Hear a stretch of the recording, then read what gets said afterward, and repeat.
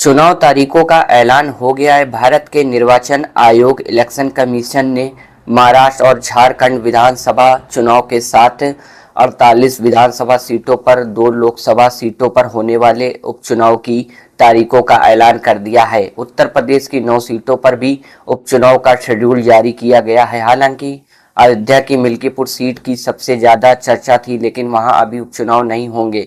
Milkipur seat पर उपचुनाव अभी नहीं कराने को लेकर चुनाव आयोग ने जवाब भी दिया है। चुनाव आयोग ने कहा है कि यूपी के मिल्कीपुर में उपचुनाव की घोषणा इसलिए नहीं हुई है क्योंकि बीजेपी के पूर्व विधायक बाबा गोरखनाथ ने 2022 में चुनाव जीते सपा विधायक अवधेश प्रसाद के खिलाफ इलाहाबाद हाई कोर्ट में याचिका दायर कर रखी है। ये पिटीशन अभी पेंडिंग है। इस बीच समाजवादी पार्टी ने चुनाव आयोग पर बीजेपी के पक्ष में काम करने का आरोप लगाया है।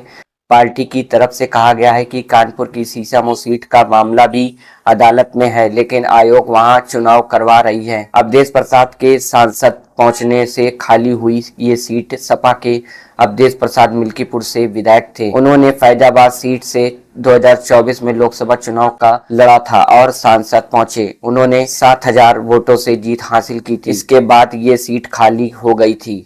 दरअसल 2022 के विधानसभा चुनाव के नतीजे को लेकर बीजेपी प्रत्याशी बाबा गोरखनाथ ने इलाहाबाद हाई कोर्ट की लखनऊ बेंच में याचिका दायर की थी। उन्होंने विधायक चुने गए अवधेश प्रसाद के चुनावी हलफनामे पर सवाल उठाए थे और उनके निर्वाचन को चुनौती दी थी। गोरखनाथ की तरफ से कहा गया था कि अवधेश प्रसाद ने जो हलफनामा दाखिल किया है उसकी नोटिस ऐसे शख्स से कराई है जिसका लाइसेंस खत्म हो चुका था। ऐसे में यह हलफनामा अवैध था। गोरखनाथ ने याचिका दाखिल कर अवधेश प्रसाद के नामांकन को रद्द किए जाने की गुहार लगाई थी। इससे पहले बाबा गोरखनाथ के वकील रुद्र विक्रम सिंह ने कहा था कि उनके मुकव्विल याचिका वापस ले सकते हैं। हालांकि बाबा गोरखनाथ ने अपने वकील के बयान से पल्ला झाड़ लिया है। गोरखनाथ ने कहा है कि अभी वो कानूनी राय ले रहे हैं, जब वे कहेंगे तभी वो वकील याचिका वापस लेंगे।